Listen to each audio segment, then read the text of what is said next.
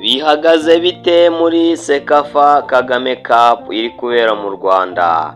Amakipe yo mu Rwanda ahagaze gute? Reka duhere kuri APR.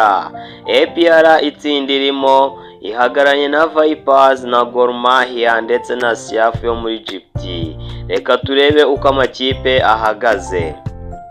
Ikipe ya Vipers iyoboye iri tsinda ku manota 6, harimo 3 yakuye kuri Siaf ndetse na3 yakuye kuri Gor Mahia. Hagakurikiraho Gor Mahia ihagaranye n'amanota 3, ayo amanota ikaba yarayakuye kuri APR. APR ni ya gatatu ku manota 3 yakuye kuri Siaf.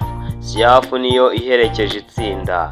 Ikibazo gihari, iyi APR yatsinzwe ibitego 5 na Gor Mahia, irasabwa ibitego nibura 4 kugira ngo ibe yaba iya kabiri. Iramutse igize ibitego 4, byasaba yuko Gor Mahia yaba yatsinzwe na Siaf ndetse APR ikaba igize ibitego 7 kuko Gor Mahia yo ifite ibitego 5.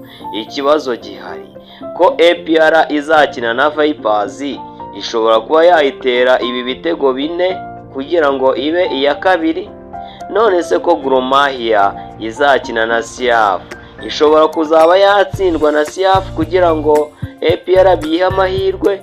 Ikibazo ahantu kiri rero, APR iramutse idatsinze Vipers wenda ikanganya, aho ngaho yaba ibonye inota rimwe yahita igira amanota 4. None ko Gor Mahia nayo iramutse inganyije na Siaf yahita igira amanota 4, ariko ikaba ifite ibitego byinshi.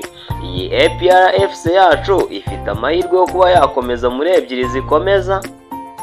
Hakomeza ikipe imwe yitwaye neza ndetse hagakomeza na best loser, ni ikipe yatsinzwe gake cyangwa se ni ikipe itarakabije mu gutsindwa.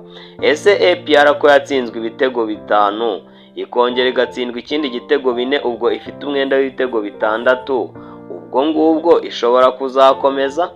Muri comment section kubabona yuko ishobora gukomeza, mutubwire uko mubibona.